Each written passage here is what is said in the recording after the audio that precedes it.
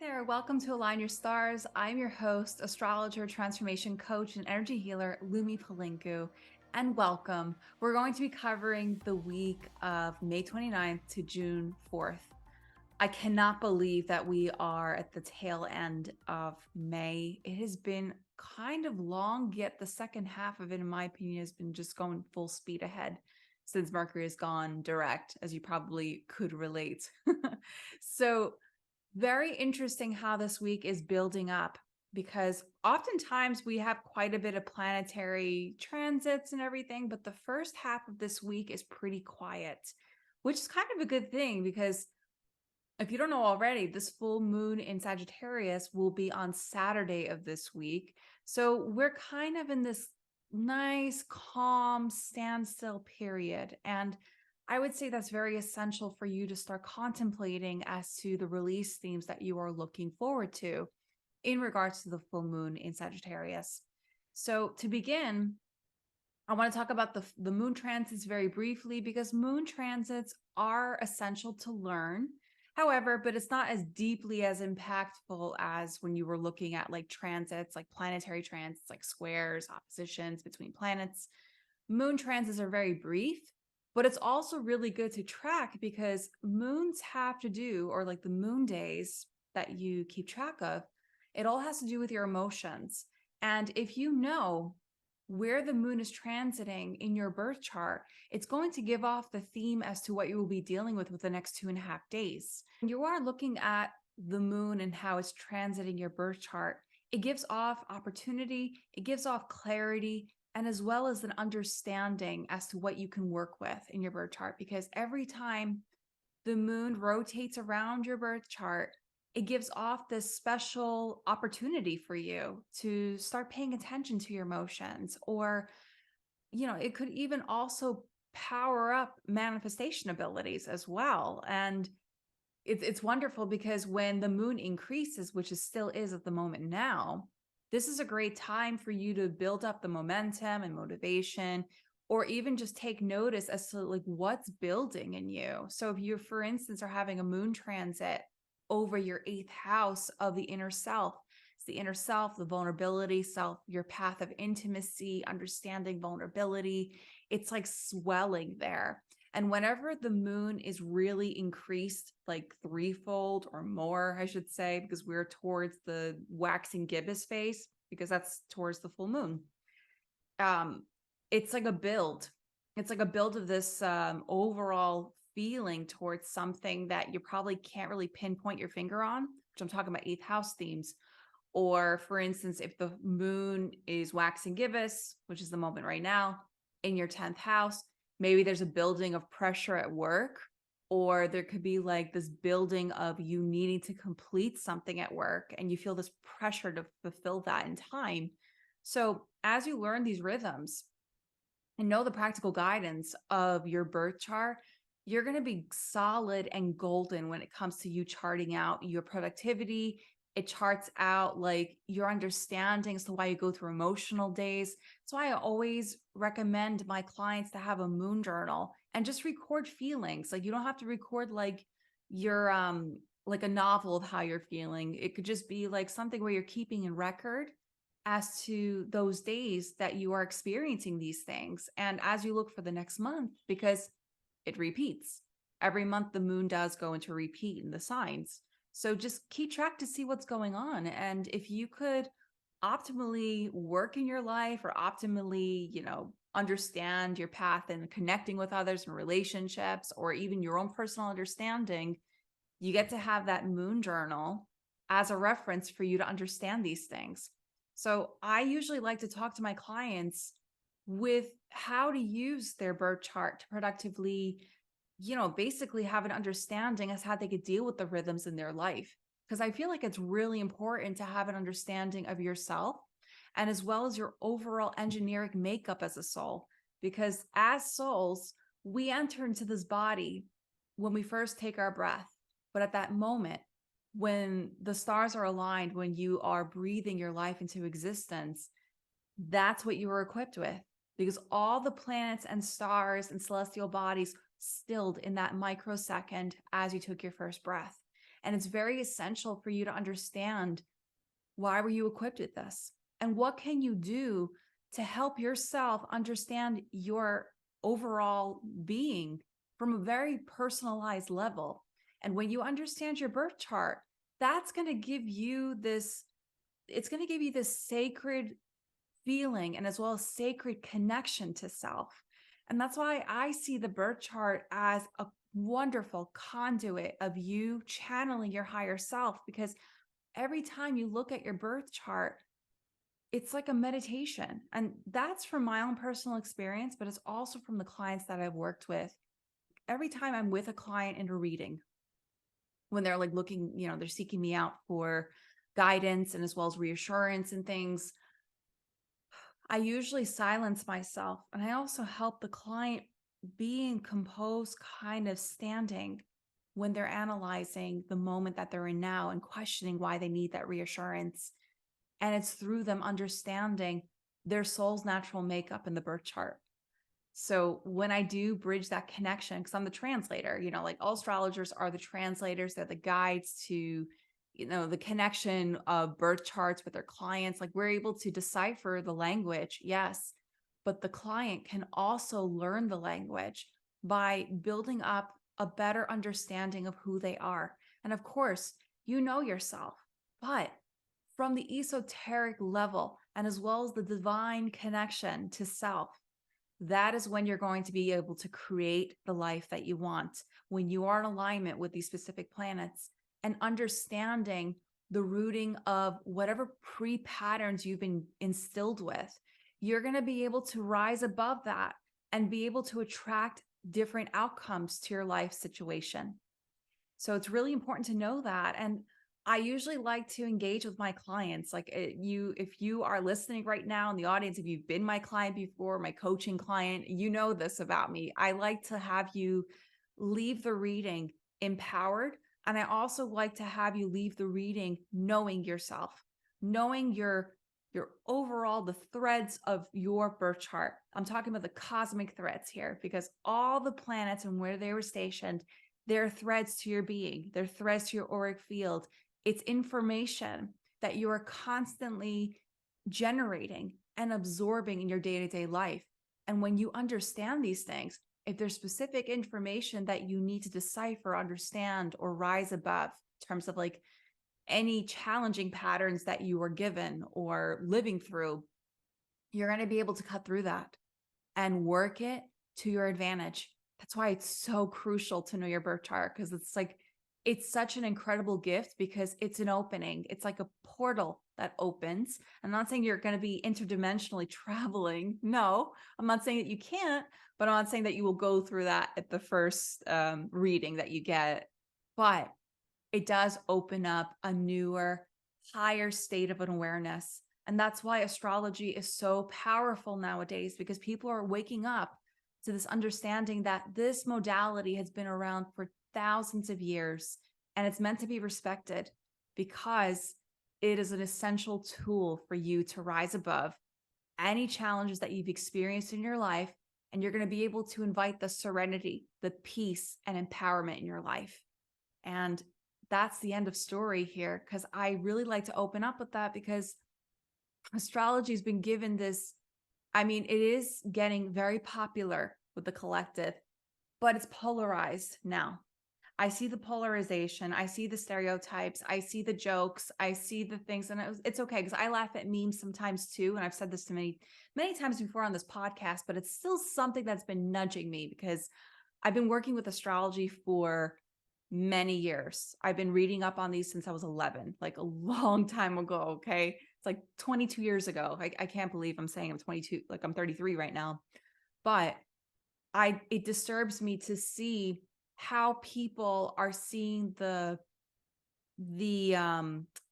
convoluted version or the distorted version of astrology. And it doesn't have to be that way. Of course, I laugh at the memes sometimes. I laugh at the stereotypes that come up. Of course, you can't help but, laugh. But it's not you, what you're laughing at. It's the lower vibrational version of you from what you see. Because we're meant to use these star tools to help us live in more divine alignment. And when you look at things like that, if you believe in things like that, you're disconnecting from you. You're disconnecting from your higher self. You're also, it's like a mask. It's not really legit because we have so many layers to our birth chart.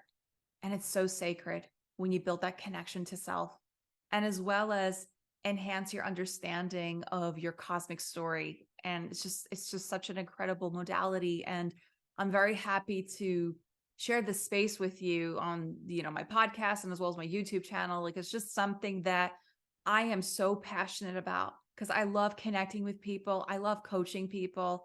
I love you leaving with all the information just so you can remain in alignment with yourself, and as well as empowered and peace. And you have this really good anchored feeling in your journey, because that's what we're here for.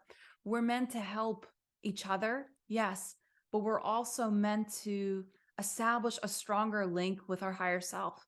That's the general consensus of our journey. When we connect to the higher self, our higher self in our lives, that is when we are able to tap into our inner divine.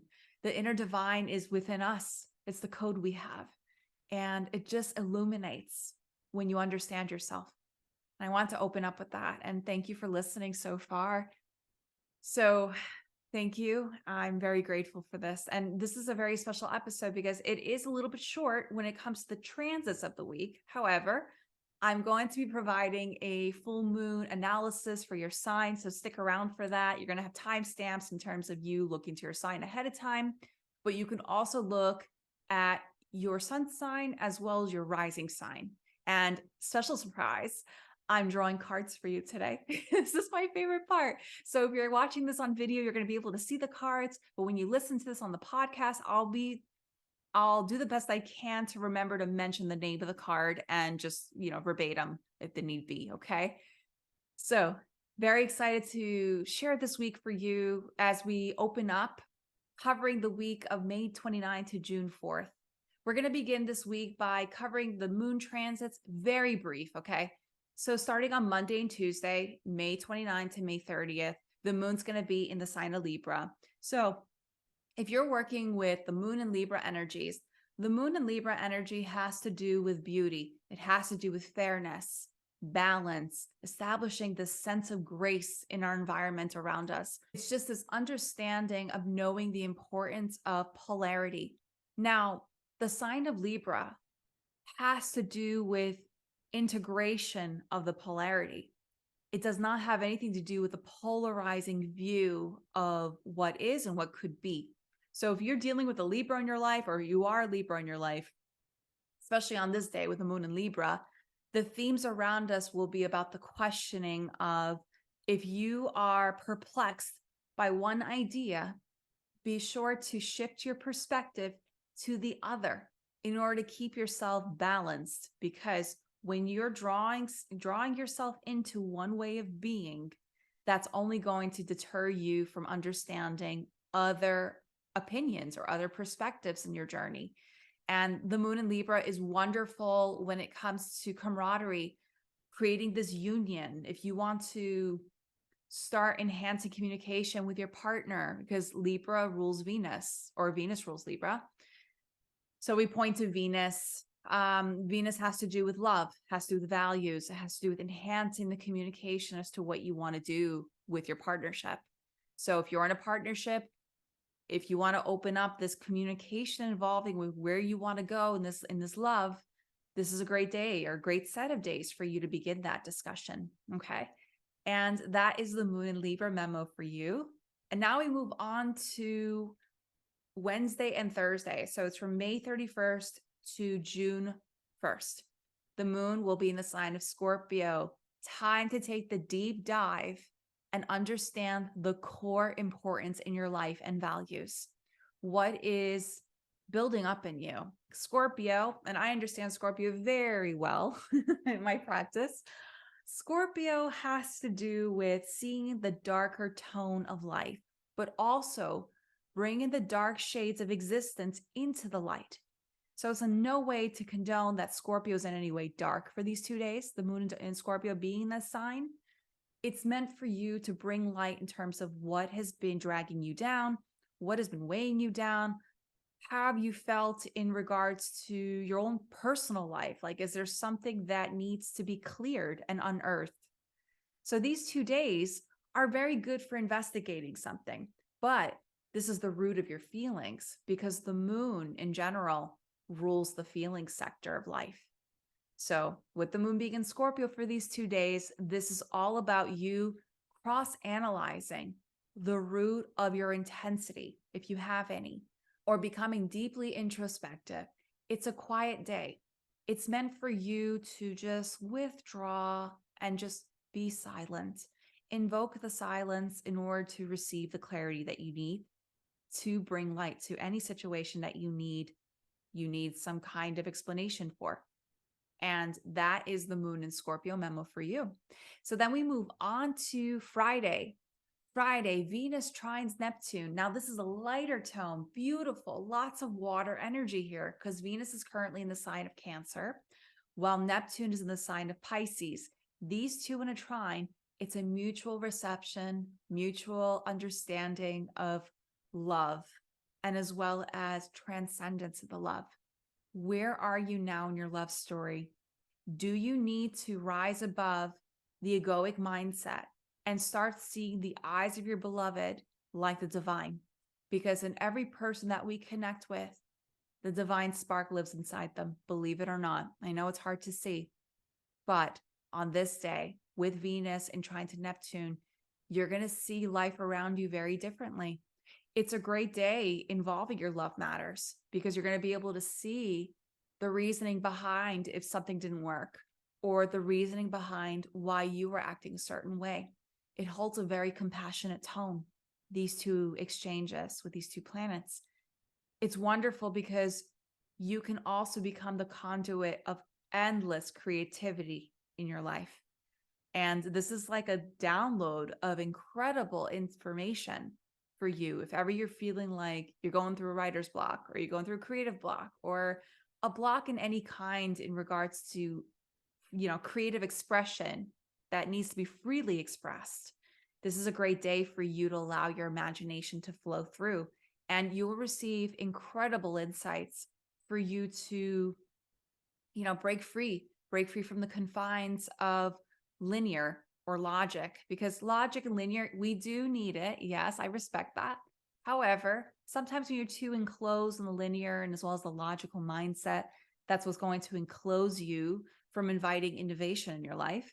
But with Venus and Neptune and trine, this is a great day for you to let the creativity flow and therefore create something magical this day. And if you're not in a relationship, this could be a great day to reconnect with those. If you feel like you want to let your emotions be known, or if you want to say what you need to say, the path is more open. It's more unconditional. It's more receptive to new information. So if you have this kind of fear inside of you, don't fear. Do it based on your resonance, okay?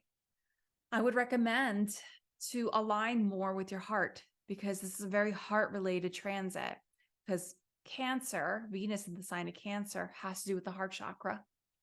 Whereas Neptune and Pisces has to do with the sacral. Pisces is sacral energy. The water energies have to do with all the receptive types of chakras. So it's the sacral, the heart chakra, and as well as the third eye chakra. So our visualization is very strong on this day.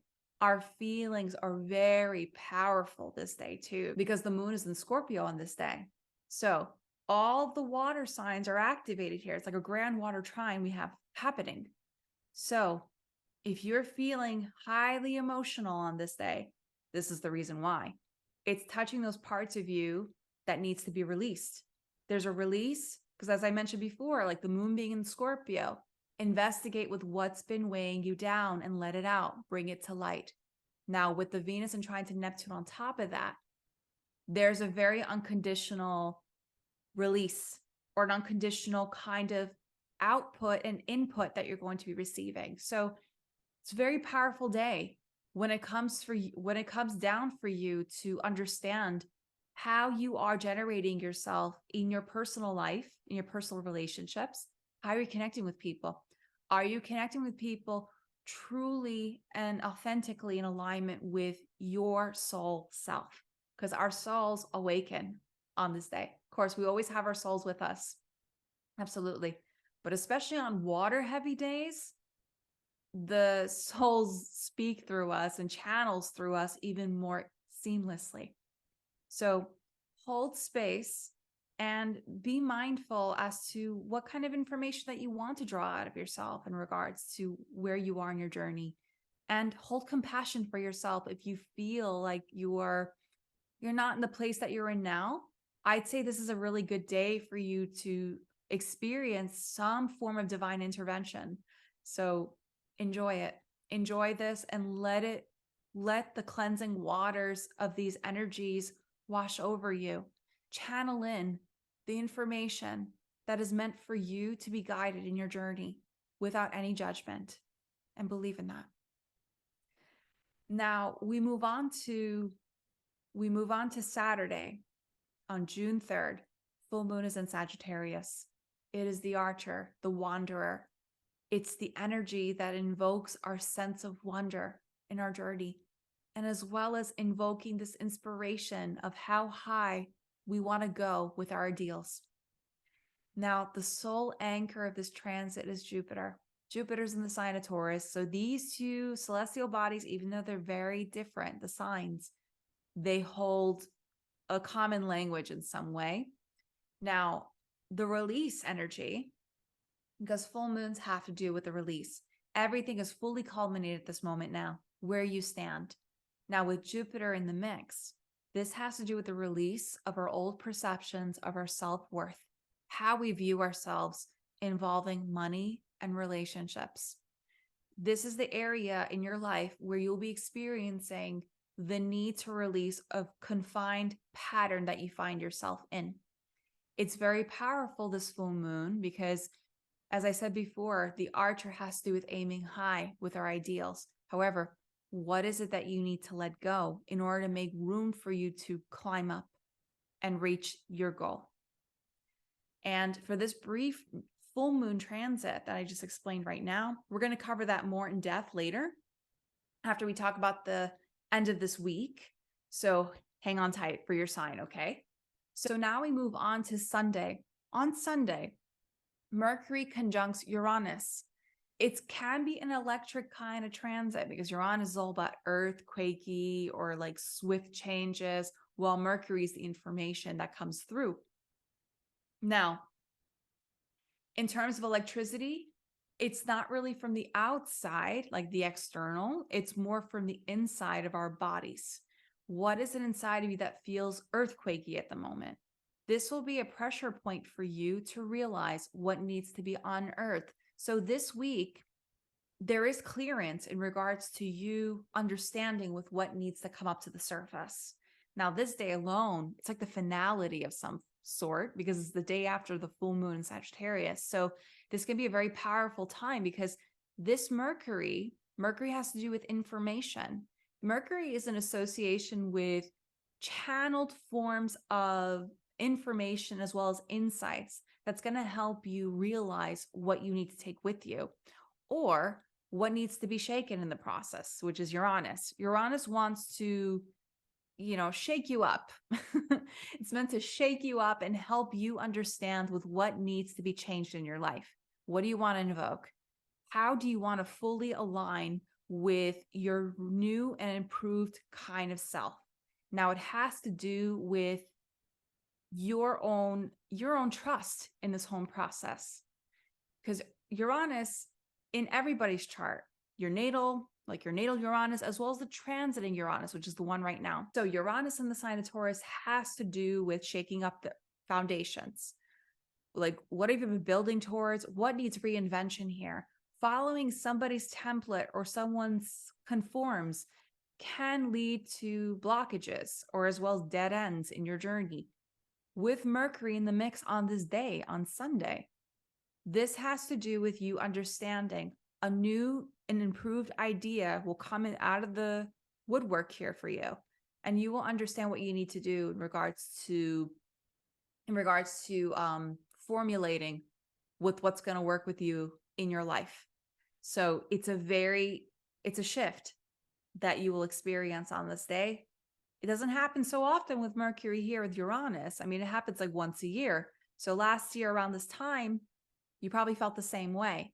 But something about you, and as well as for the collective, needs reinvention. So this has to do with our values, the money that we are earning.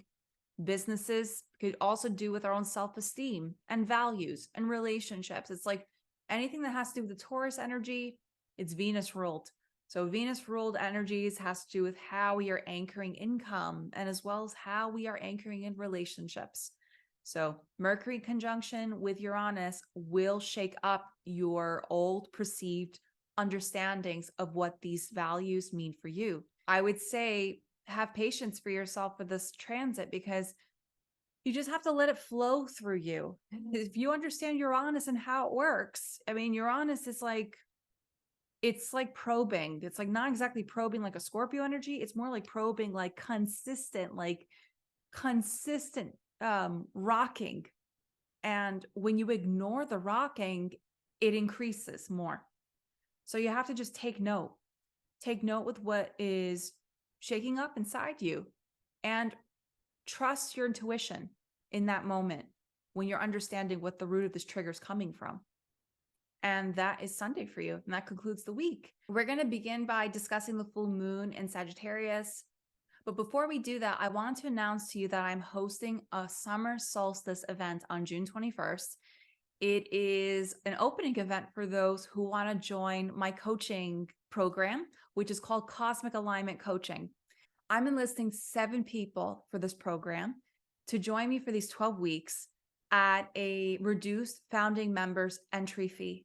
It's an astrology, coaching, and star healing program specifically for purposeful women who want to connect with their stars to attract their dream life. This program is for you if you wish to remove the blockages in your path that is delaying you from reaching your goals. If you're feeling disconnected, unmotivated, living the same patterns in your life, or just simply feeling like life is out of reach and hard, the Cosmic Alignment Program may be what you are looking for. In these 12 weeks, we're going to be exploring the 12 keys of your birth chart that parallels with all of your planetary and celestial alignments. Every planet has a key to guide you to fulfill your goals. As you learn the language of the planets, that is when the doors open in your life. This includes and not limited to attracting your dream relationship, powering up your career, and most importantly, helping you align with your higher self. In only 12 weeks, you will learn the practical guidance to help you step into your new and improved life. The best part is I will be with you every single week for 12 weeks, 1 hour every week. And the greatest part is in your transformation journey, you're going to be receiving a range of planetary tools and also attunements. So it will be a healing immersion as well as an empowerment immersion. And it's really crucial for you to learn your planetary keys in order for you to jumpstart your goals and live the life that you want. If you feel called to learn more about this program, I invite you now to register for a free discovery call today. And no, if you book the call, you're going to get an automatic 50% off the program. And the valued price of this program is $14.99. Click the link in the show notes below and book your call today. Now let us begin by discussing the full moon in Sagittarius and what it means for your sign. I'll be pulling a card for you to work with during this lunation as I give you the inspiration to guide you in this next phase. Note that this is a general reading and take this information as you hold resonance. And let us begin. So we begin with Aries. Aries, this full moon lunation is taking place in your 9th house. The 9th house has to do with you questioning your beliefs and solidifying your purpose. It's a really powerful time because with the full moon in your 9th house, this has to do with you understanding what you truly believe about yourself. And if you feel called to actually share your wisdom and ideas with the world, this is your moment to shine in this embodiment. If you feel like you want to claim your destiny, claim your worth, claim your overall goals in life and broadcast it, the light is shining on you to actually do that. It's a really powerful time. It's really potent because when I look at your chart right now, what is powered up? It's your 9th house and 2nd house. You have a whole cluster of planets in your 2nd house, which is Taurus energy. This has to do with your self-worth, self-esteem, your overall empowerment in this life. And you will be understanding yourself more with this full moon lunation. So there's a part of you that needs to be released here in terms of your belief system. Maybe you've let yourself feel barricaded by your own self-limiting beliefs, but this full moon transit is going to help you understand that it's not all on you to believe that you are not worthy. You are actually more worthy than you can believe, because with all these planets in your 2nd house, it is really powering you up, and all the celestial alignments are guiding you in every direction. And you just have to learn how to trust and believe in your ability to build something that is yours and only yours. Trust in your inner guidance. Okay. So now I'm going to be drawing 3 cards for you. I got the past life cards. I've done this before for past full moon transits, and I feel like it's very essential because it does give you the themes. Please note that this is a general reading, but it's also involving your rising sign as well as your sun sign. So keep in mind, just as you're listening to the messages here, you can click on the timestamps below in parallel with your sun sign as well as your rising. So you'll get additional information as to what is in store for you with this full moon transit. Okay. So for the past life deck, let's see what we get for you, Aries. Past life deck could be for past life that you experience or early life or what needs to be released. Okay. I'm not going to turn the cards just yet. I'm just going to draw all the cards that you need for this information right now. Now, this is the Celestial Energy deck. This is so beautiful because it has so much information in regards to the chakras. It has archangels, it has messages. It's just this is one of the best oracle decks I've ever used, and it could be really powerful for you to tune into and understand. I mean, I love it. That's the middle card. And now for the final deck, this is the Starseed Oracle deck. I know I've never used this live on my YouTube and as well as my podcasts or group gatherings, but I felt called to work with these today because I feel like there's a lot of star activity happening at the moment. And I felt called to share this because I do believe in star seeds. I believe in intergalactic information and all those things. Like I actually include fixed stars in my readings as well. So they apparently have a message for the collective today for each sign.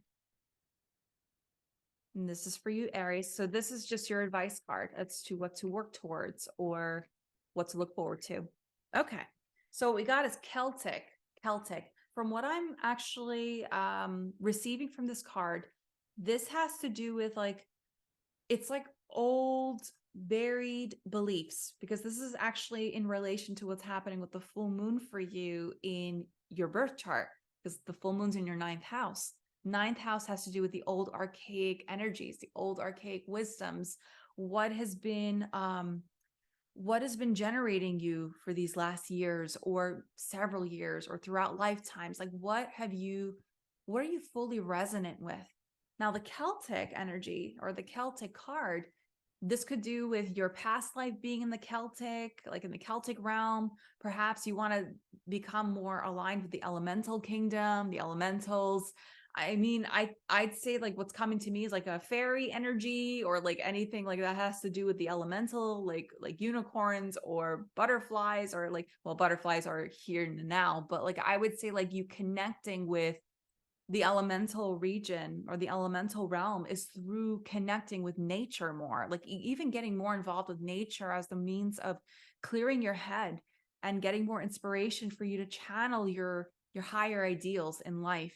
Because we can so easily get so enclosed in our 4 walls of a home, and we don't really expand our network so much or expand our horizons. But this full moon transit for you is an indicator that it's now time for you to broaden your expansions and become more immersed with different regions of life. So it could be through exploring Celtic origins, or perhaps you want to connect to your ancestral lineage that's in relation to Celtic origins. Like, this is a really, really powerful card because it's there's a very strong base in the back, very strong brick wall, which means that whatever you do build within your belief systems, it could be a part of you, but it doesn't have to barricade you from moving forward in your journey in regards to your goals, just because of the sake of remaining confined with other people's expectations. So in relation to the full moon being in your ninth house, that's the house of belief systems. So something about you has to release in regards to the old perceptions of what life should be, but you have to remaneuver your mind towards what life could be in your vision. Okay. So that is your message for you. And there's a lot of green around. So green could be money for sure, manifestation, abundance. It's really powered up right now. So I wouldn't condone you to manifest at the time now, but you are coming into a lot of abundance in the near future. That's what I'm getting.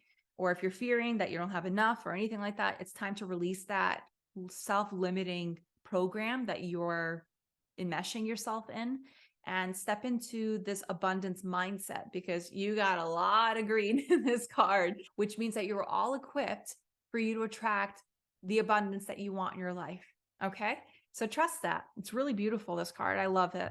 I love all cards. I love all stars and planets. I mean, I'd say, like, for your message, Aries, this card is amazing and is very fitting because, as I mentioned before, you got a lot of planets aligned in the second house of finances, self-worth, self-esteem, material.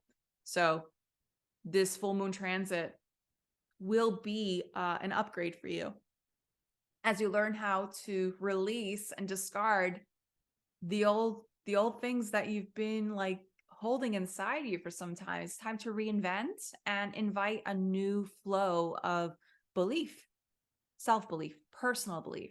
It's time to upgrade. Okay. Upgrade your mind, upgrade your belief systems, and all those things. Now, the middle card, you got Goddess of the Moon. I love this. Like, look at this. Like, it's the full moon transit, and you literally got the money card here. Like, you got the, I mean, wow. I love this card because this has to do with you harnessing all of the energies of the moon this time. I mean, it's the combination 7. 7 has to do with the spiritual seeker. So ninth house has to do with seeking new information, or perhaps just enhancing yourself in terms of believing this information, or solidifying your beliefs and your purpose, living up to that. And you are backed up with this moon energy. I'm telling you, like, this is a really powerful full moon transit for you, Aries. So just trust that. And I would say, as you tap into more of your intuition, because this is an intuitive guided card, this has to do with you learning how to engage more with the indigo energy, which is the third eye chakra. The third eye chakra has to do with visualization. Start visualizing the life that you want and hold steady with that vision. Now, the thing about manifestation is in no way meant for you to spread yourself thin with all possibilities, because we can't order the universe too many things at the same time. It's not possible for our bodies to do all these things. You have to start with one thing at a time. What is the most high priority for you at this time in terms of your fulfillment? That's what you have to visualize in a very detailed kind of way.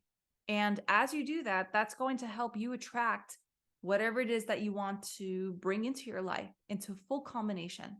So with the Goddess of the Moon, all speed ahead for you, full speed ahead for you, you know? It's beautiful. It's just, this is great. I love it. Now, look at this. I mean, you cannot make this stuff up. It never ceases to amaze me. So you got the third card from the Starseed Oracle deck, Earth School. Like, I mean, I can't believe it, because the ninth house has to do with the school, higher learning, enhancing your ideas or enhancing your like belief systems, all those things. You are in a life full of lessons, and we all are. We're all in the Earth School right now. We're meant to learn in this life. Yes. Now, this is an indicator that there are life lessons afoot, soul growth, study, higher learning. It's time for you to tap into that magical part of your life and your paradigm and start living it and believing in it. Like, look how this child or this woman is taking a dive down into it. And it's not saying it's bad, no, but she's trusting. She's trusting in the lessons that she's immersed in. She's starting to become enmeshed with the possibilities of what life can offer. And the same will apply for you, Aries. And I'd say this is a great card for you to, learn how to trust, learn to trust the universe in terms of basically granting all the wishes that you want in your life. You just have to open up to the possibility and surrender to it. So Earth School, great card. It's like a great card for you to work with, I'd say. Okay, congratulations, Aries. I'm happy for you. So now we're going to move on to Taurus. Now I'm just going to shuffle the cards as I'm talking. So for Taurus, you will be evaluating your inner life and aligning with your authentic truth. This has to do with your 8th house of the inner self, vulnerability, your intimacy, your private life. Like what is basically like in the inner recesses of your subconscious realms, within your inner realms, what is needing to come up to the surface here? Because the full moon in Sagittarius in your 8th house has to do with full exposure of something. Something about your inner life needs to be brought to the surface. And I'd say for you, you need to start like learning how to trust in the whole process of you understanding that you could align with your authentic truth. You don't have to follow just anybody's template in life. Now, and I'm not saying that all Taurus people are like this, but the whole range of Taurus energy in your 1st house, you're questioning that. You're questioning the structures of life. You're questioning the stability of what life could bring. But it's like full on control of this feeling that you're leaving it to others to validate your structure, whereas you can reinvent yourself and invite the structure that you want. It's time to take ownership in that. Now, there's something about in the 8th house with this full moon residing. This has to do with clearing out the clutter of something in your subconscious. What do you need to like release in your life? What's the barricading feeling in your intimate world? So it could be like you facing the shadow self of your experience. So I'm not saying like you're a shadow person. No, but it has to do with your being in full understanding of you wanting to live more in authentic truth, becoming more invested in you living to your own beat. It's not something where you're not meant to do that so much anymore because Uranus has been in your sign for many years. And you probably have been feeling a little earthquakey inside you for a very special reason, because you're meant to rise and become aligned with basically the higher truth of life. You're a conduit of so much incredible information coming through. So you just have to learn to trust it. And by trusting that, and how does that work for you? It's for you to step out of that script and start living more with your passion, living more in alignment with your passion self. And that full moon in your 8th house, it's shining a light on your most vulnerable recesses. And when you see the vulnerability and embrace it with an unconditional love, that's when you're going to be able to live in truth more. And you'll be more brave in taking that next step. And that's your message, Taurus. And for your message with the cards, okay. Wow, you have a lot of love cards, and it's very fitting for your energy because you are ruled by Venus, as I mentioned before. So for the past life deck, you got love life. So there's something about your love life that is barricading you from speaking in truth or authentically stepping up into claiming what you want.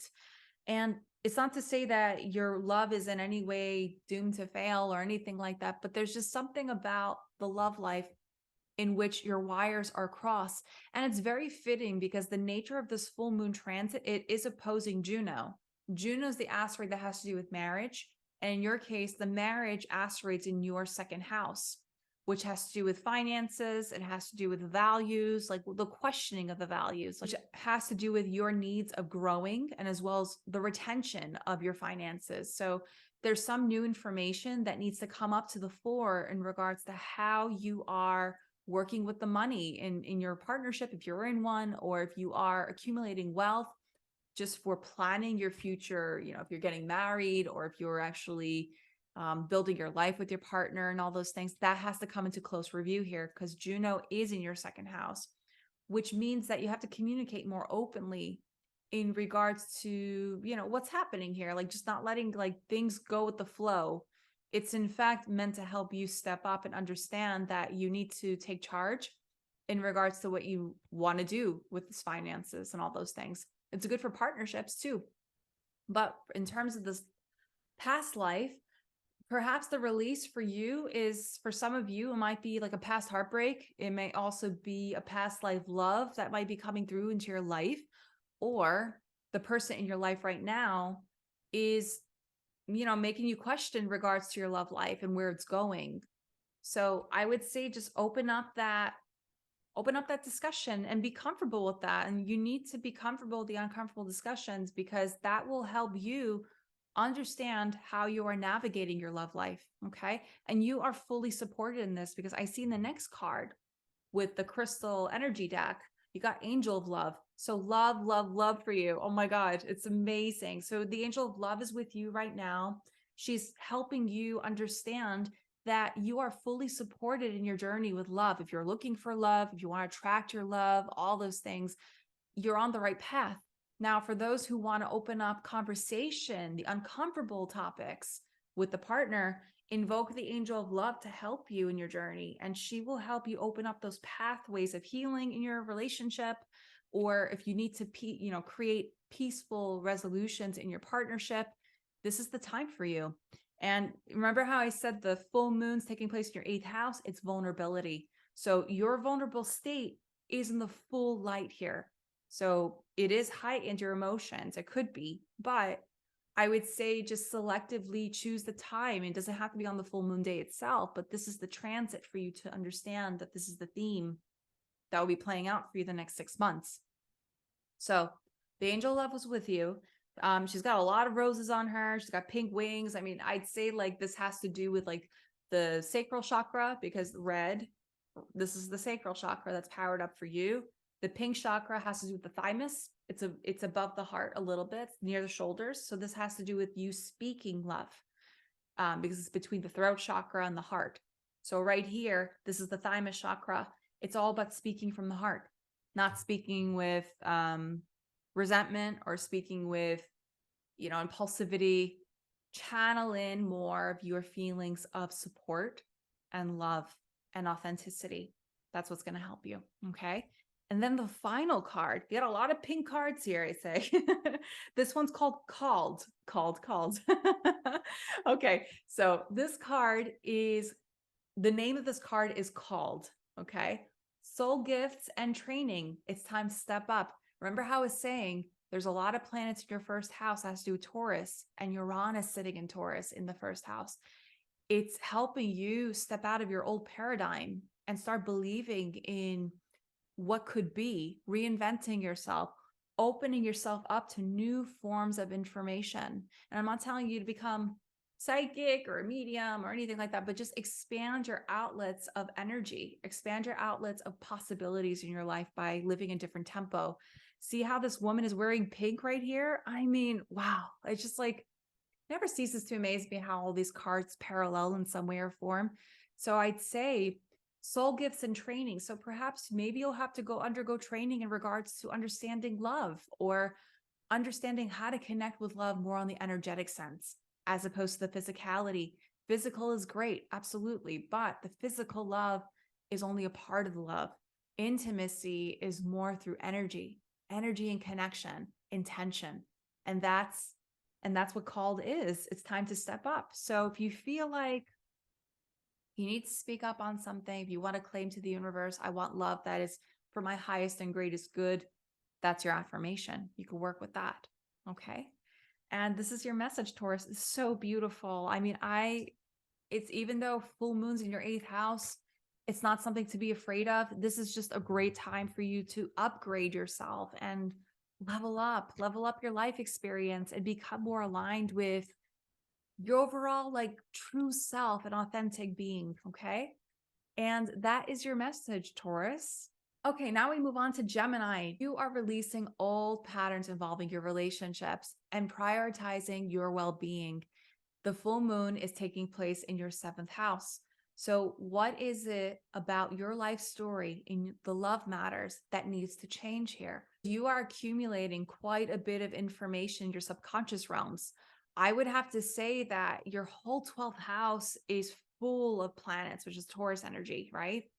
So this has to do with you needing to declutter something or speak up about something that has been barricading you for some time. And I like to call the 12th house like the attic. It's something where we push all of our information towards something. We put all of our information towards one place, categorizing in one section of our mental equilibrium, right? So whenever you have a lot of planets in the 12th house, this is the act of needing to declutter. You need to speak up about something. If there's something that is barricading you in terms of your subconscious realms, you might dream a lot. Maybe there's a lot of interesting dreams coming up to the fore in regards to you need to pay attention to some themes.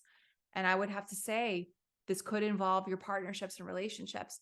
This could bring on a new reincarnation with the relationship, or it may bring on something where you need to release the relationship, because the full moon in the 7th house shows that the relationship is fully culminated in fullest light. Now it's time to see the truth in regards to what this relationship was about in your story, and if whether you want to take it with you or not. And with the energies of Taurus in your 12th house, the love matters is all within your subconscious realms at the moment now. So perhaps you're having dreams of old flames, or maybe you're having dreams of something that needs to be released from your subconscious realms involving this relationship, or you need to communicate more about what's going on. Because Mercury is in your 12th house. Mercury is all about how we speak. And when it's located in the 12th house, it's kind of like it's talking underwater. You know, you can't really hear it, but you have a sense as to the messaging in a way. I would have to say, just develop the words, develop the context of what you need to say to your partner. If you're in a partnership, I would say just contemplate before you state your needs or state your piece. And if you're not in a relationship, this is great. I mean, I'd say this is a releasing time of old relationships that you've had before. What has been barricading you, or what patterns did you keep living out in your relationships? You're going to see in full exposure here in regards to what you no longer want in your paradigm. And that's your message, Gemini. So we're going to draw 3 cards for you. Okay, for Gemini, you got lessons and blessings. So this might have to do with your relationship, or may have to do with your partnerships of some sort. It could be love partnerships. It could be business partnerships. It could be people who you're relating with. Lessons and blessings. Perhaps you've had some confrontations before, or experiences in which you need to, have your needs be known with the friendship groups or people in your life. This lesson that you're experiencing right now, it's going to be leading to the blessings. So you have to look at all of your experiences in full gratitude, even though it's really hard for you to see that because you feel what you feel. However, when you look at life as a human experience, like you are a soul having a human experience. A lot of people say that. That's how we go, and that's how we learn. And when you start seeing life in that kind of view, that's what's going to help mend those relationships, or mend your story if you feel like a little lack of clarity of some sort, if you're feeling like, nothing's going my way. I feel like I'm struggling through life and I just have to push through just to make my needs known. Well, it's time to see the patterns as to what's been drawing you into this place now from where you stand, but start seeing the lessons as blessings, because that's what's going to help you invoke the state of gratitude from where you stand right now. You've ascended so much in your journey. You've grown so much. You should be proud of yourself, because that's the blessings, because you are evolving so much as a soul in this life. And when you see life as an experience and something that is beautiful, that's what's going to lead you to incredible windows of opportunity. Okay. Now, the middle card you got was Angel of Strength. It's really powerful because you are really supported by your future endeavors, or if you're feeling like you need to say something to someone, you have all the support behind you in regards to that. The Angel of Strength is an indicator that you are entering a time of your life where you are honoring your boundaries in your life experience. It's time for you to state your needs, but you also could invoke personal boundaries for yourself.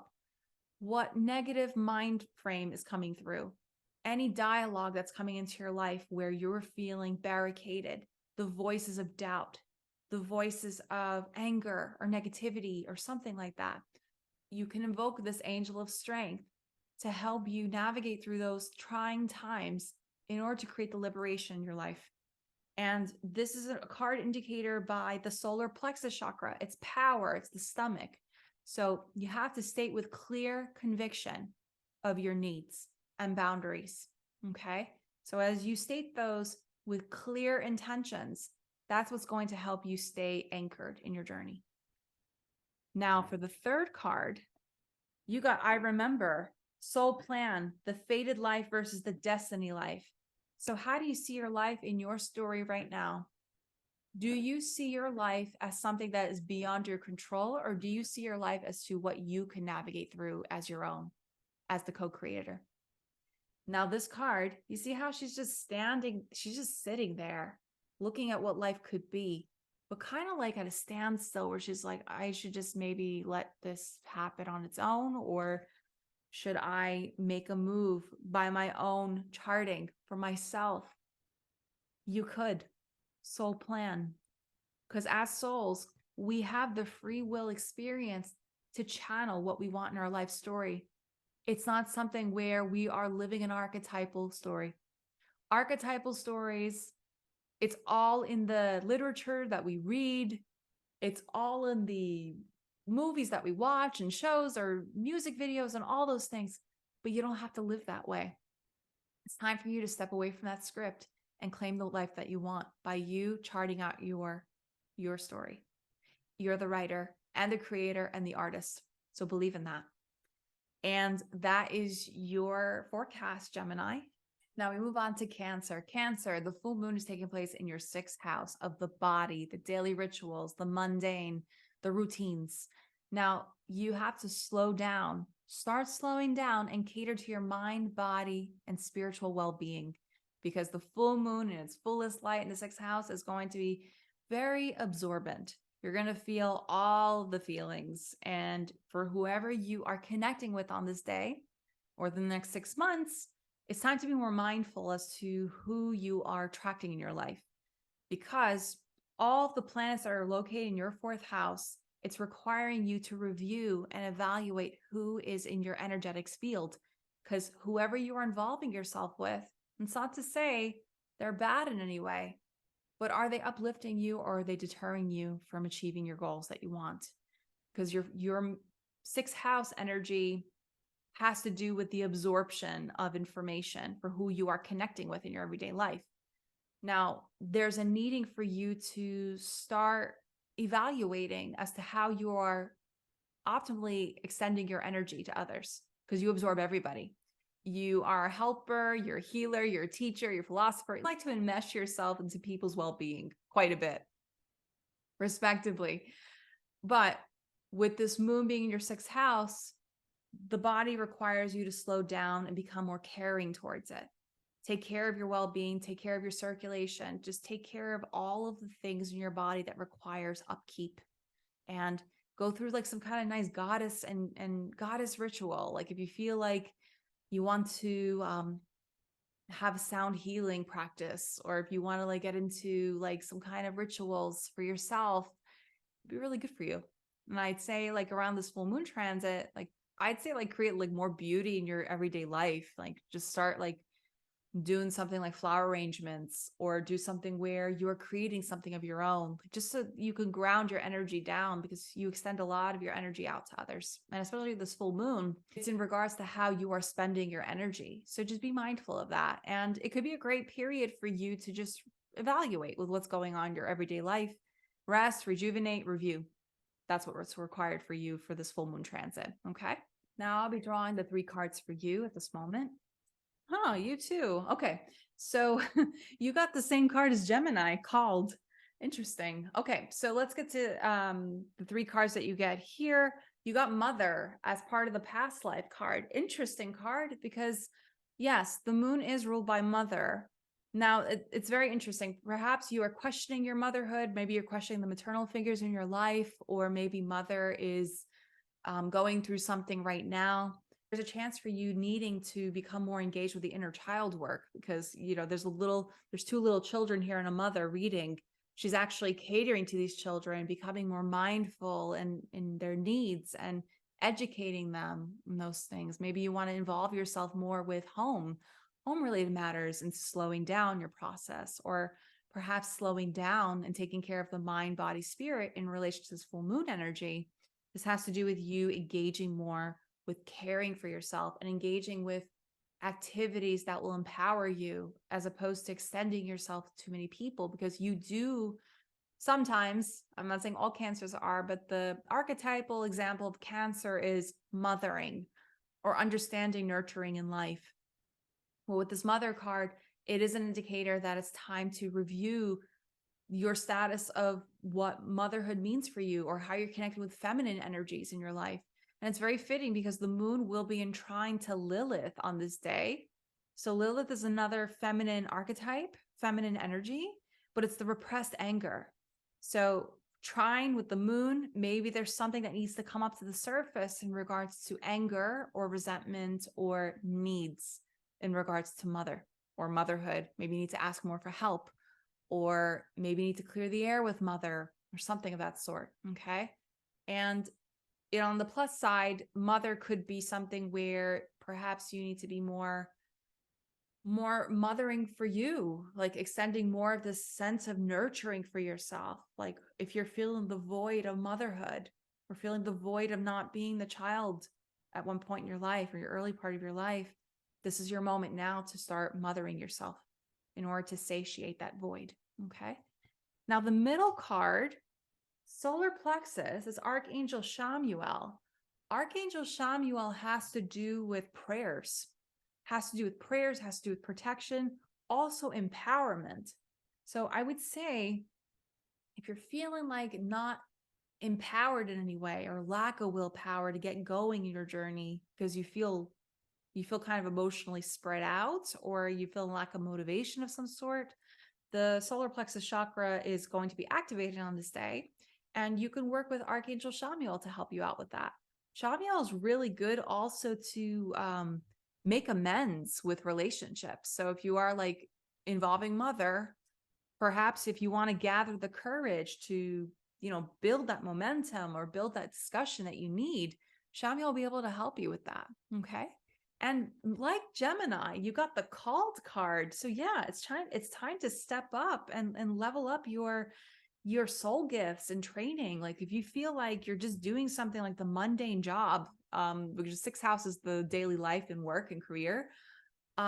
If you feel called to do something else, or you're feeling called to like step up in your career or your purpose, this is your moment now. Like she's running towards a new portal here. You see how there's like hieroglyphics here as well. If you know these cards, like it's just so beautiful. There's so much information embedded here in your soul, and as well as your own inner knowing. Like you have all the equipment needed to get going in your journey, regardless if you feel a lack of, self-worth, or if you're lacking any feelings of confidence in this case. Don't, because you have the called card, because it's time to step up. Like you gathered all the equipment. It's just time to start using it. Okay. And that's your message, Cancer. So now we move on to Leo. Leo, the full moon is taking place in your 5th house. This is a really great time for you to start beginning a new chapter in your love story, or reevaluate the state of how you're attracting love in your life. Everything is in full light for you to understand what kind of patterns you were conditioned with in regards to who you're attracting in your life if you're single. It's a really fertile time for you in terms of the creativity as well. So if you are thinking or contemplating on starting something, or sharing what you've been building in the world, let alone that's going to actually come into the fullest expression here. Like there is so much creative downloads happening in your waking life. You have to start honoring and trusting in that, because you have the equipment, you have all of the skills needed but it's time to really step up and just share your gifts with the world in some way. Because all those Taurus planets are located in your 10th house. So the 10th house has to do with your public self, the career, your identity, and how you want to be remembered in the world. It's a really powerful time for you to own up that stage, set yourself up, and set your sights on how you want to be perceived in this world, because you have what it takes, Leo, and it's really powerful. I love it. You also have Mars on your first house, Lilith in your first house. Like, you are definitely ready to like start like amping up the charge and just create that traction for you to just kickstart something. Now, in relation to your love life and all those things, if you don't have love in your life, this could be a great time for you to evaluate the patterns that you were instilled with, or perhaps like just become more aligned with the love in an energetic sense. Because Sagittarius has to do, it's physicality, yes, but with this lovely grand fire trine that you have going on this day, I'd say, because you got Chiron, the 9th house, and you also have Lilith in the first house, this has to do with you connecting to relationships through you honoring your own worth, as well as honoring the energy of the connection in this love. So it's really potent time for you. Now let's draw these 3 cards for you. Okay, Leo, you got Greco-Roman. Oh my gosh, this is really incredible. Like, you could have had a past life in Greco-Roman times. Perhaps you are engaging and studying these time eras, becoming more involved with your goddess and godhood, like becoming more enmeshed with the old systems of belief. This is also a great card because this has to do with like engaging in more of the higher study in regards to how you are engaging in the love. So in other words, because I mentioned Chiron is in your 9th house, that has to do with the higher study and the higher wisdoms. So I would say, in relation to your love life, it's time for you to understand the pillars of what you've been building in this love. What is your understanding of love? Because you see how they're like, it is an old ruins, yes, but these pillars are pretty strong, I would say. But the one thing to be mindful about is, if you are in a relationship or if you're in a love situation where you feel that it's not really holding steady and it's not holding a strong foundation, perhaps it's time to just see it as it is, something that has been old and outmoded and a part of your history, but it may not be something you want to take with you. This can also be an indicator that the partner you're with now, you both had a past life in the Greco-Roman times. Perhaps you had a prevalent life experience there. If you think back into the history of that time, what comes to mind with your relationship? And the first impression that comes to mind will be an indicator of the themes that you're experiencing in this love and relationship. And that's your message for the past life cards. Now, you also got Angel of Love. Wow. Okay, this is a very love-heavy kind of full moon for some people. So Angel of Love, for you, whatever relationship you're in, or if you're not in a relationship, this is your moment now to start building up your self-esteem, build up your self-worth, for those who are not in a relationship. But even for those who are in a relationship, it is really time for you to connect on the love level from the heart, as opposed to physicality, because the 5th house has to do with the courting, it's the dating, it's the, quick and go relationships. So in relation to Angel of Love, I would say become more connected with the heart center. See how she's holding the heart over her heart. She's wearing the heart on her sleeve, so to speak, and it's time for you to do the same and expect the same from those who you're connecting with. Okay? Engage with the heart chakra. Do some heart chakra opening exercises. Speak, sing, create. Anything that involves with you feeling engaged and passionate with yourself. That's when your relationships are going to improve here. Okay. Now you have a really beautiful card here. The 7 Star Sisters, birthing creations, tapestry of life, expression. Remember, I was telling you before, get involved with your creativity. What has been generating you for some time? Like, you have so much creative channels coming through you, and it's meant to be birthed. It has to be seen. It's so beautiful. Because I said to you, sing, dance, create, art, write, something that sets your soul on fire, makes you happy, makes you empowered. This is the next point for you, Leo, and I'm really happy to report this. There's so much blue energy. Blue has to do with the throat chakra, speak, express. anything that has to do with our creative ideals, it's all in the throat chakra. So start powering that up in order for you to gain more traction as well as confidence in your journey. Okay, Leo? This is beautiful. Enjoy the ride. Now we move on to Virgo. Virgo, the full moon's taking place in your 4th house of home, family, ancestral roots. It's time for you to tie loose ends involving the home and family matters. A change of scenery and new outlets may be in store for you because the full moon being in your 4th house, perhaps you want to undergo some changes in the home. Maybe you want to move. Maybe you want like a change of location of some sort. Like I'd say like starting to disconnect from the same place and as well as the same routines may be something that you have to undergo in terms of you expanding outward more, because you have a lot of planets happening in the 9th house. So whenever you have a lot of planets in the 9th house, it makes you feel a little uneasy, not uneasy particularly, but just makes you feel you need to move. Like you want to go out other places, you want to travel, you want to expand your outlets and just exceed the world. So I would say for you, not to book a vacation on this day, you don't have to, but like plan a trip or plan a place where you need to disconnect from where you are now.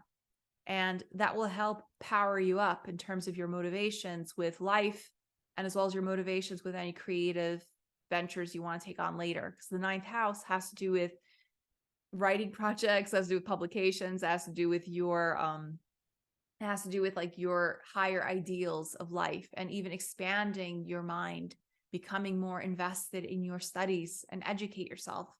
So change of scenery will do you good and it'll help you get out of that kind of funky feeling if you're experiencing any, okay? And the full moon being in the 4th house also is a great time to reconnect to the home, like ancestral roots. So if you want to like do some epigenetical healing or something of sort, like connecting more with your ancestors, it's a really good time for you to do that on this day. Okay. So now we draw the 3 cards for you. So Virgo, you also got lesson and blessings. Very interesting. So whatever it is that has been barricading you from moving forward in your life journey in regards to home, take this information lightheartedly or in any resonance to you. But if you're feeling as somebody at home is holding you down from you feeling supported in some way, lessons and blessings come through to you as an indicator that they are a part of your journey, yes, but the lessons that you have in terms of your interactions with these people in your family environment or past family environment. So if you moved out or if you have any dealings with home, like your home, like with your parents, your mother in particular, it's a part of your journey, but it doesn't have to be something that's going to be barricading you from moving forward into building your own. So I would say take it as the lessons that you experience with this family that you decide to incarnate with as a part of your life, but it's not something that you have to take with you as a terms of etheric baggage. Okay.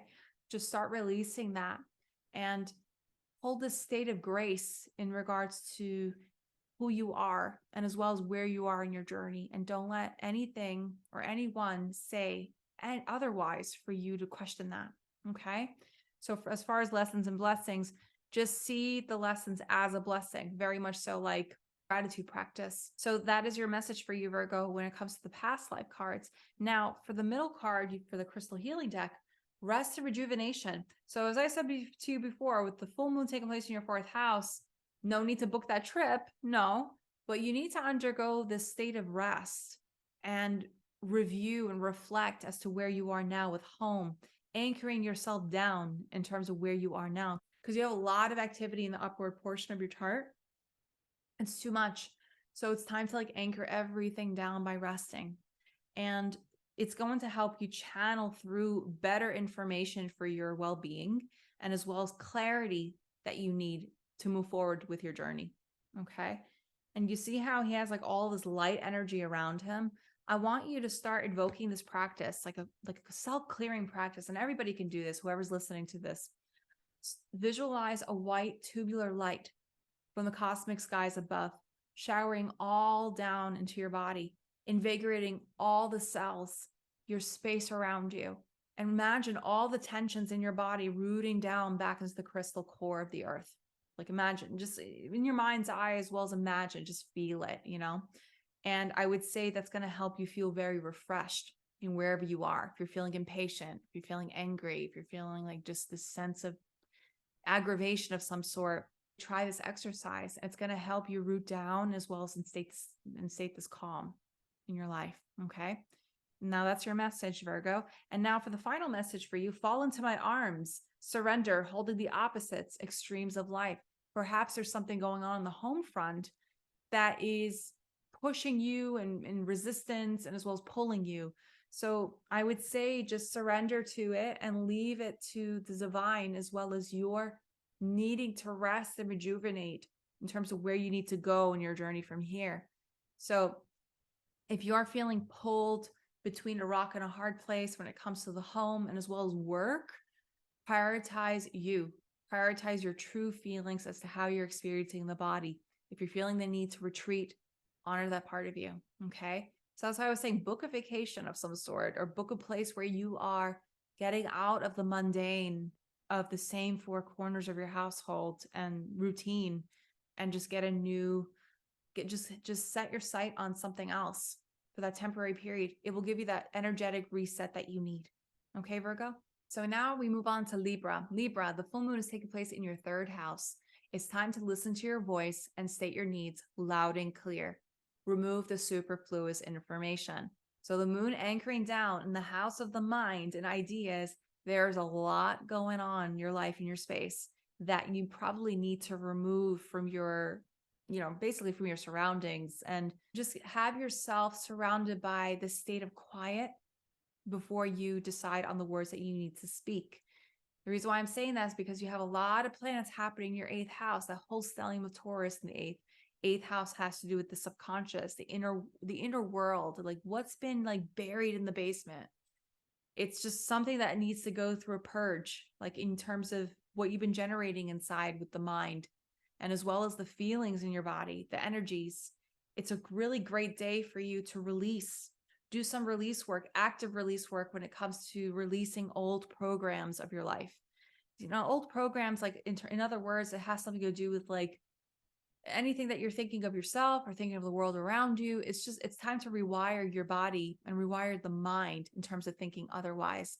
That will elevate you to your highest and greatest good. And that's your message, Libra. And here are your 3 cards. Okay, so for Libra, you got finances. It's very interesting because the 2 cards that you get has to do with what you're worth, what you're making. Now, the thing is about that 8th house stellium that I mentioned before with Taurus, that has to do with your understanding of your worth and values and who you are, like connecting more in terms of the soul level of things and aligning more with reprogramming your belief and mindset. Now, finances, it could be a past life thing that's like, trickling into your life right now in terms of your concerns. And it's the need for you to let go of seeing money as something that's going to be measuring up to what you're worth. It's more along the lines of you aligning more with your soul as a part of your worth. And of course, we want to live a comfortable life. It's a done deal.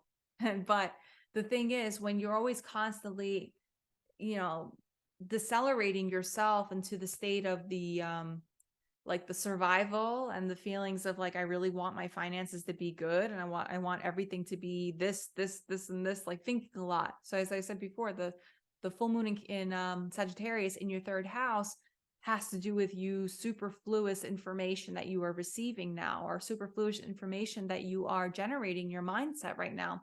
And this most likely has to do with the finances here. I would say do your best in terms of you understanding like how you could balance your worth through how you're truly connecting to the life around you. Because as you let go of the clutches of having everything done like it's great on paper, that's only going to deter you from enjoying life around you at the now. So as you have all of your energy aligned in the present moment right now, that's when you're going to be able to have the clarity and as well as joy in your life, because that's the central focus of our experience as souls here. We're meant to experience joy and autonomy from anything that is creating the stress in our life. Okay. And then things come into play as it should be by divine timing. Now, the second card that you got is called the second chakra, Archangel Ariel. The second chakra has to do with the sacral. The sacral chakra is our overall feelings of creativity. It's very sensual as well. It's an indicator that in terms of the advice that you were given, it's time for you to start getting into the creative sector of life, getting more in touch with the feelings of life around you. As I mentioned before with this finances card, as opposed to getting things all in alignment, like how great it looks on paper. Are you truly enjoying how you're feeling right now? It's time to tap into more of your creative sector of things. And the sacral chakra has to do with our feelings and how we are truly in alignment with our passions in life. So as long as you are doing something that makes you happy, makes you fully alive in the cells, your energetic expression, everything, that's when things fall in line to place in perfect harmony here. And Archangel Ariel has to do with timing. She also has to do with animals. So if you want to work with animals, or maybe you want to like work more in the elemental realms, she definitely holds precedence in those categories. So perhaps you need to go more in nature to ground yourself down, becoming more immersed in the creativity of life. Okay. Now for the final card, you got star ancestors, hidden secrets, lost wisdom. Look a little deeper. Remember, I was saying to you, get more in touch with your passion center, become more involved with what is a truly alignment with you, an authentic truth with your passions. And with this card, star ancestors, this could be an indicator that you are really aligned with the stars. I mean, I'd say everybody's aligned with the stars because we all come from these regions in the galaxies here. But star ancestors, I mean, this has to do with the Sirius star system. That has to do with creativity, also rebelling, becoming more in alignment with breaking the norm of what's expectation. So as you break free from the confines of conformity, of the perfect 9 to 5, security, like things that are depleting you from your prana and your creativity and your growth. The Sirius star system is an indicator that it's time for you to step into your creative sector of life and break the rules. Breaking the rules in a consciously filled way, of course, but break the rules in regards to, if you're living by the rules because it was expected of you, what rules do you want to write for yourself here? So that's the star ancestors cards for you. And that is your message, Libra. Okay, so this message is for Scorpio. Scorpio, it's time to review the state of your finances and align it with your future dreams to invoke successful ventures. The full moon is taking place in your second house of material wealth, finances, possessions. Now, the anchoring point of this transit, there's a whole cluster filled in your seventh house, the seventh house of relationships. Now, I would say with this full moon, it's time for you to review, what are you doing with your money? Are you actually accumulating it for personal gain, or are you actually investing it for a future for yourself that you want to build?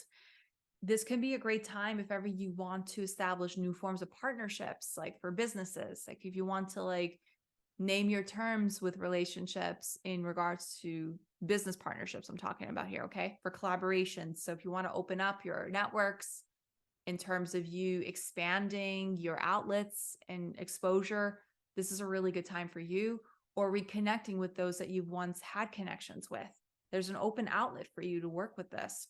Now, with the full moon in the second house, this has to do with you understanding the importance of saving your money, or understanding what are you doing with your money and why.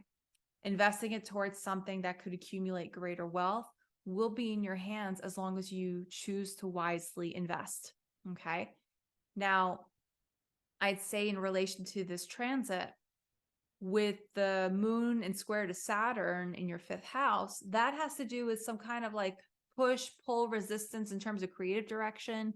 Be mindful in regards to like how you are spending in regards to like luxury, joy. And of course, you can enjoy sometimes, but like perhaps around this transit, you may be tempted to, go on shopping sprees just for, emotional therapy. You know what I mean? Like retail therapy. So just be mindful around this day because it's a really triggering transit for your finances. So just look and evaluate as to where you are now in your journey in regards to your future plans with, if you have a business, or if you want to start a family or something where you want to build something solid, this is a really good transit for you to review that. Okay, Scorpio. So we're going to draw your 3 cards right now. Here we go. So for Scorpio, you got scribe or writer. Perhaps there's a writer ready to emerge out of you. You're ready to write. Perhaps you're ready to state your piece about something.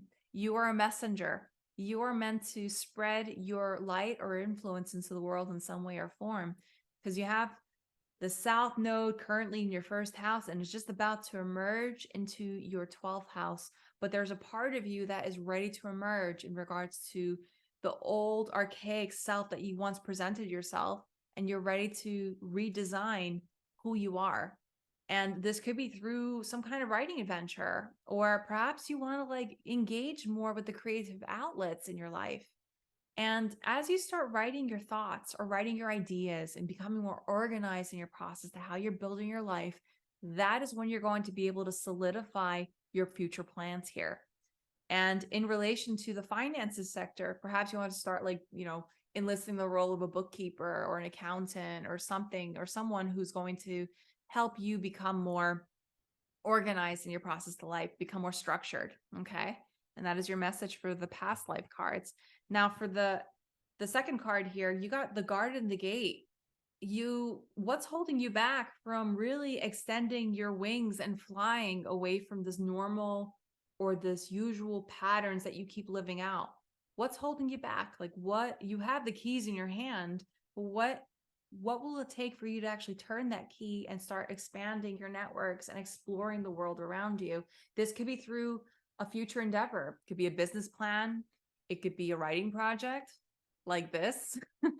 It could be perhaps traveling to a different place. So as you're looking at the state of your finances, maybe you're prompted to move somewhere, or maybe you want to move to a different place and you're just probably a little scared of like spending.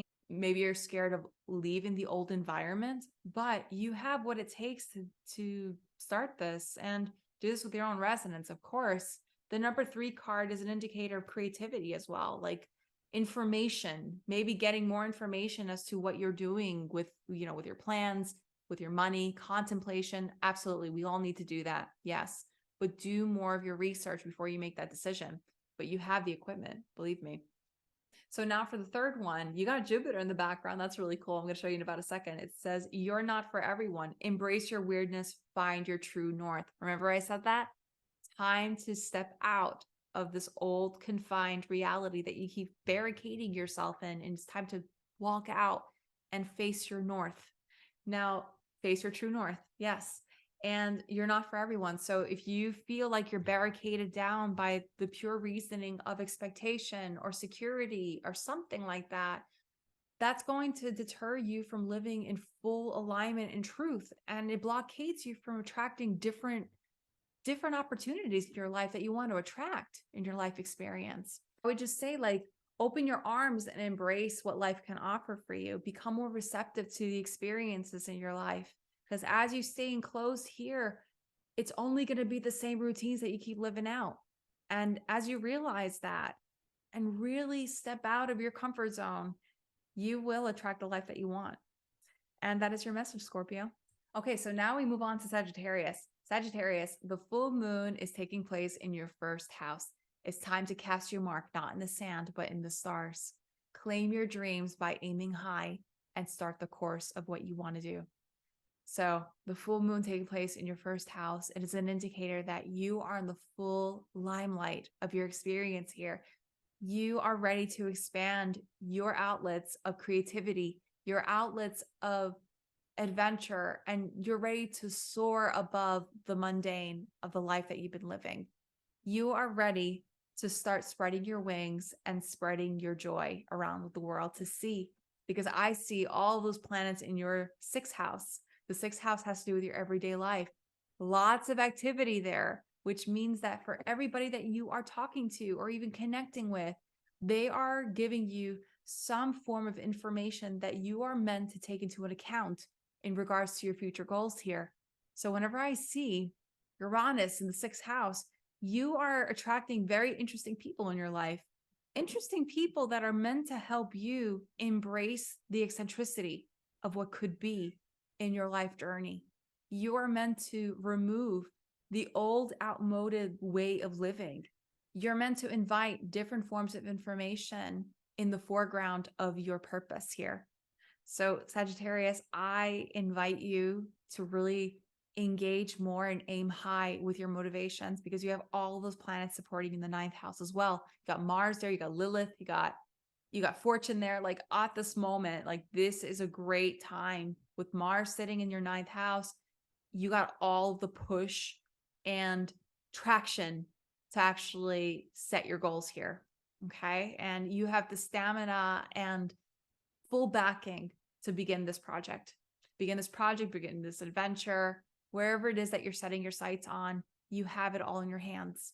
So now we are going to draw 3 cards for you. So Sagittarius, this is very exciting for you. You got ships. You see how I was saying, like, it's time to explore your outlets and step out and really spread your light. You're really backed up by this, because the ships card, I mean, if it's a past life, it was involving ships. Like, you're very adventurous. You're a wanderer. You were ready to like really expand your horizons and learn new things. And that's the nature of your energy, Sagittarius. It's like the ships card. So it's also an indicator of you starting to take chances in life, starting to spread your light of influence in the world in some way or form.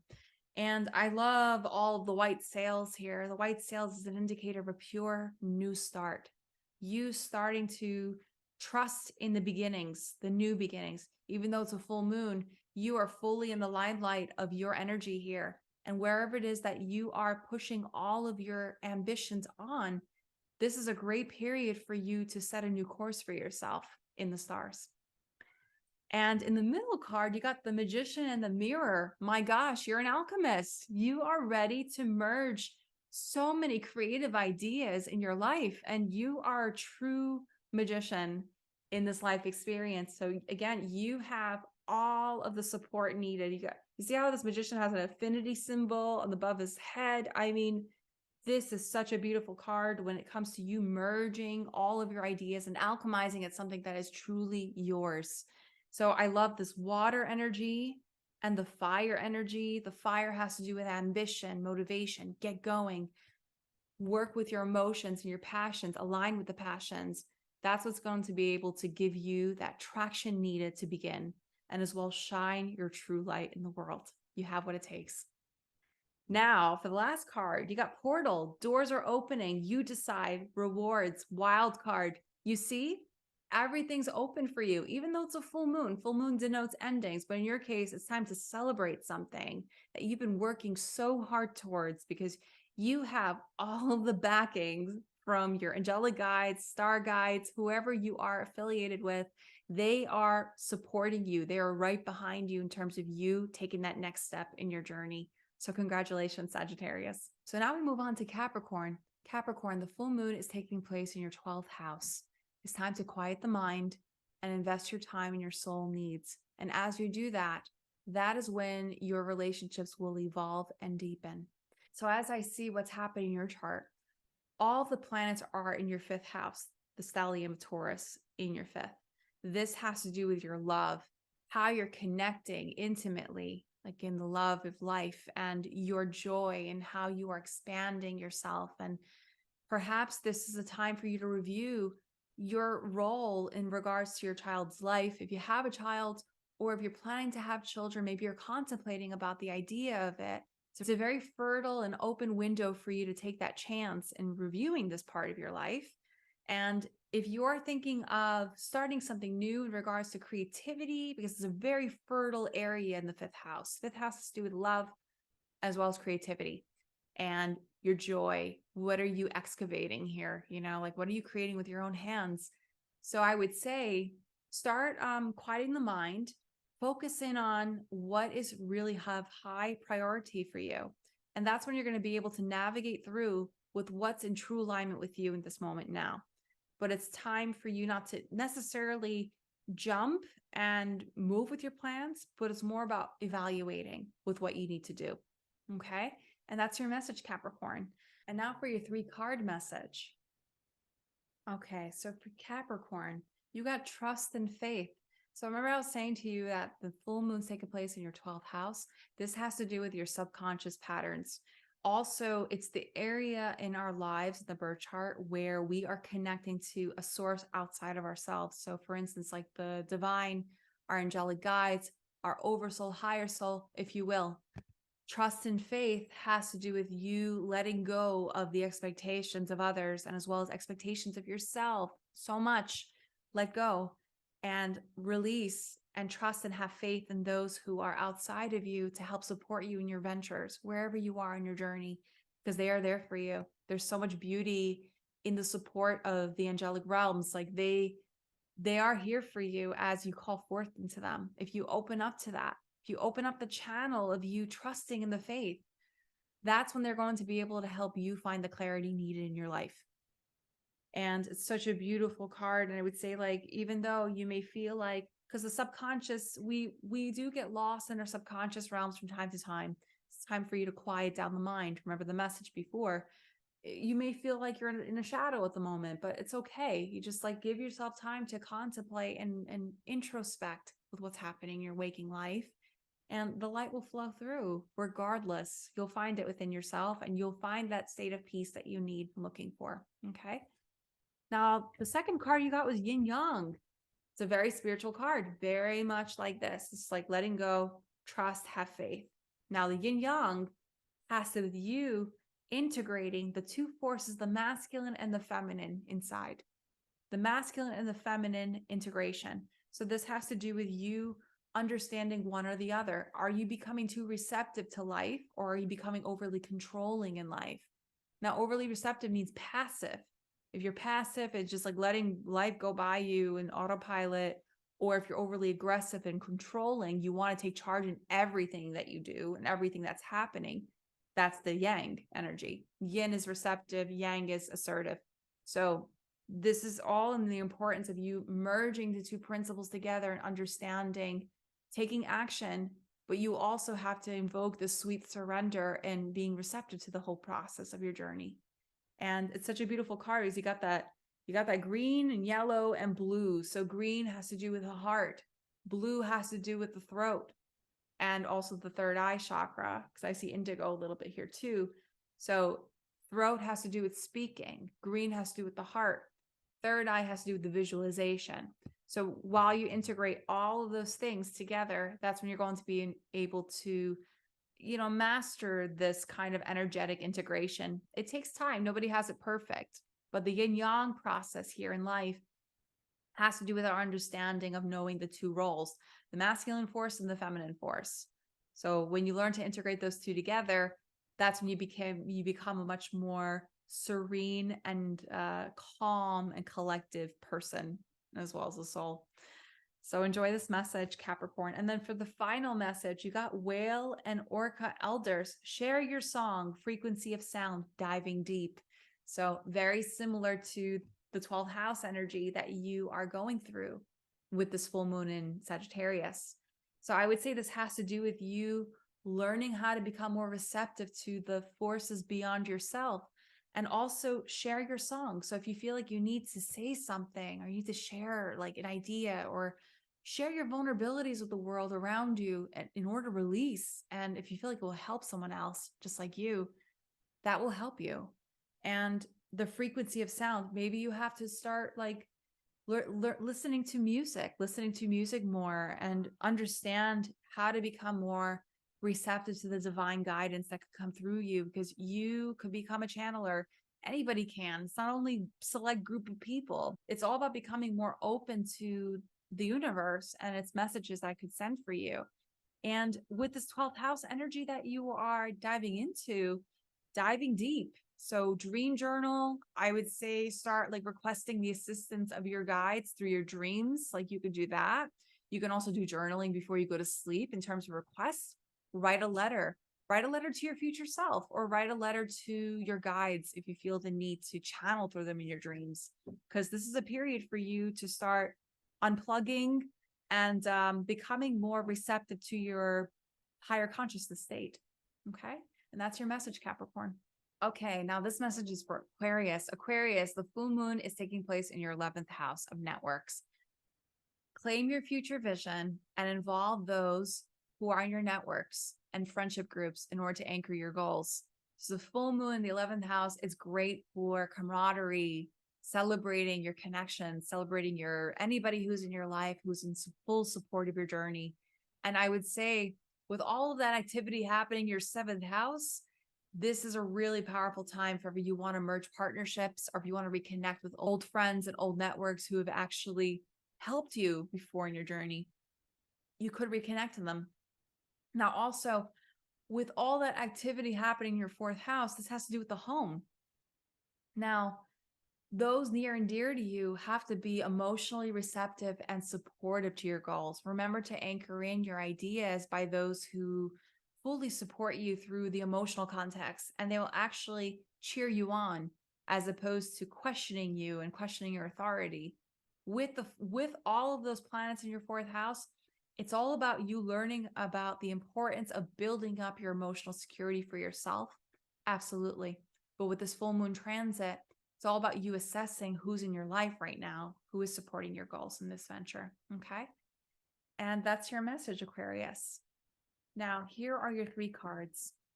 Okay, Aquarius. So you also got trust and faith. So if you feel alone or if you feel overwhelmed and concerned about where you are now with who you're connecting with or anything involving your ideals in life, have trust and have faith in your life and your whole process. Okay. I would say, even though you may feel a little bombarded with information or bombarded with possibilities of what you could do involving other people in your life, as long as they have the emotional maturity and as well as they honor your feelings, that's what's going to help you know who is truly in alignment with you and who will help support you in the long term here. Okay.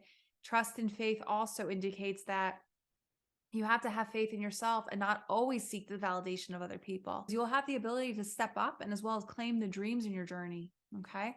And I would say this is such a beautiful card because you're also a really powerful conduit when it comes to connecting to the life beyond yourself.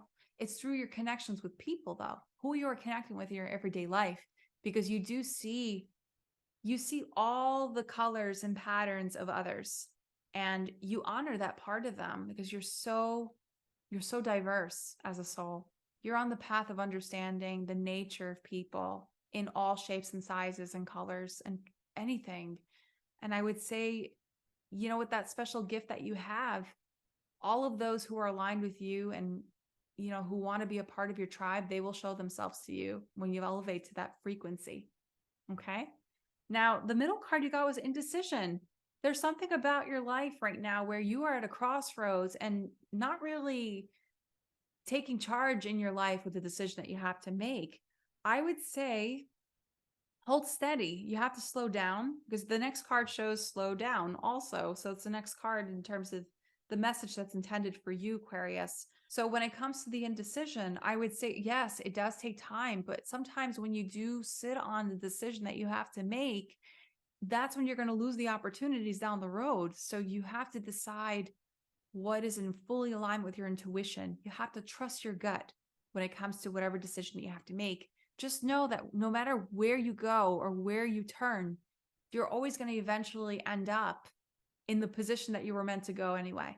So wherever you intend to go, don't question it. Just understand why you're choosing this specific path. Or if you are sitting on it for some time, you have to act on it soon because sometimes you may lose that chance. And this card, this next one, it's called Earth Pulsing. Pulse of the Mother, slow down, time in nature. You really have to rest on this. And even though I said you have to make a decision soon, I would say respectively on the full moon, slow down, rest, rejuvenate, whatever it is that you decide you want to do with the business or decision with the relationship, whatever decision you have to make in your life, just slow down and evaluate your courses. And it's through rest and even spend time in nature. It has time in nature in the caption right here. So I would say when you remove yourself from the usual confines of an area, you go to a different place, you're going to seek perspective. That's when you're going to gain the confidence in making that essential decision for yourself. Okay. And that is your message, Aquarius. Now we move on to Pisces. So now Pisces, the full moon is taking place in your 10th house. Congratulations. The dreams you have set in the public life is at its peak. It's time to be brave and step into the life you were born to live, because you have all of these planets in your third house of ideas and thinking, and as well as speaking and communicating. There's something inside you that is ready to emerge into the surface. Now, as you let it hold still for some time, that's when you kind of question yourself and you kind of get barricaded by imposter syndrome. You get barricaded by you not believing in yourself. So, with this full moon in your 10th house, all eyes are on you and whatever it is that you decide to do. And you will have the respect you need in regards to this unveiling, this unveiling time for you. And if you are not really in that position where you are ready to share your spark with the world, this full moon, your 10th house, shows that there's something about your career or life purpose or authority that is in question here. Do you feel perfectly aligned with this vocation that you're in? Or do you feel like you need to go through a review of your purpose in your life? So this is the time where you see things in clear light in regards to what will be satiating your growth in your journey. So that is your message, Pisces. So now we draw your 3 cards. So Pisces, you got scribe or writer. Wow. Okay. So this has to do with your ideas, your contemplation as to what you want to share through the written word or any creative endeavor that you want to take on here. It's really powerful because I'd say your voice is ready to emerge, because you got a lot of third house activity down there. And third house has to do with speaking or sharing or expressing something where it has been left unsaid for some time. And this full moon transit will be triggering that. Perhaps you were also a scribe and writer in a past life as well. There's a chance for that. But I would say in terms of like any release themes that you have to take on with this, release the themes of imposter syndrome. Like that keeps coming through to me to tell you, and also trust in the timing of when you will be deciding to write this. And the theme is involving here where you are in fullest light when it comes to sharing your ideas with the world, and you have to trust that. Okay, because you got the sun card in the middle. Like this is just like, it's so beautiful. Like you are in full limelight at this time. This is the 10th house. 10th house is the peak of the chart. So everything's born, like birthing into existence here. It's so fertile in energy too. Like you see the sun right here. You see a baby being birthed right here. You see a woman in the center, like she's bathing in the water and the light. And there's like a goldfish. So this is prosperity. It's like a prosperity card for you.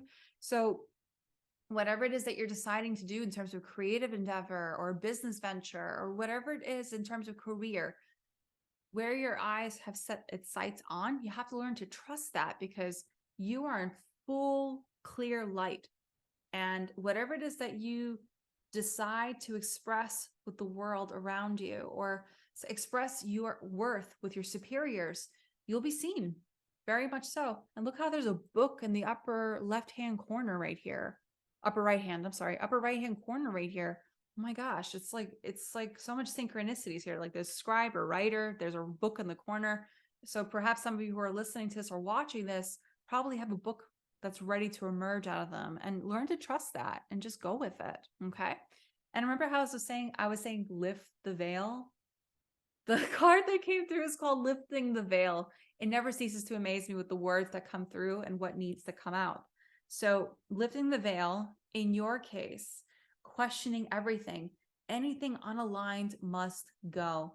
So when it comes to the full moon in the 10th house, there probably is a part of you in regards to what needs to be released here. What do you need to let go? What's in misalignment with your power or purpose or authority? Like, are there authority figures in your life that is not serving your highest and greatest good? Are they not empowering you?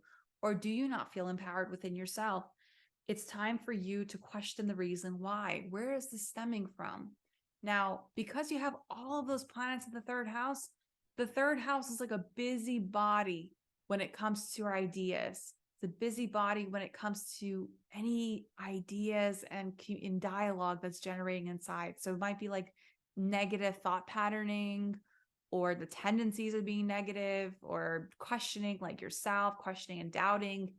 It's time for you to release that, or anything that is deterring you from stepping forward in your ambitions here, or stepping forward in any decisions you have to take. Okay.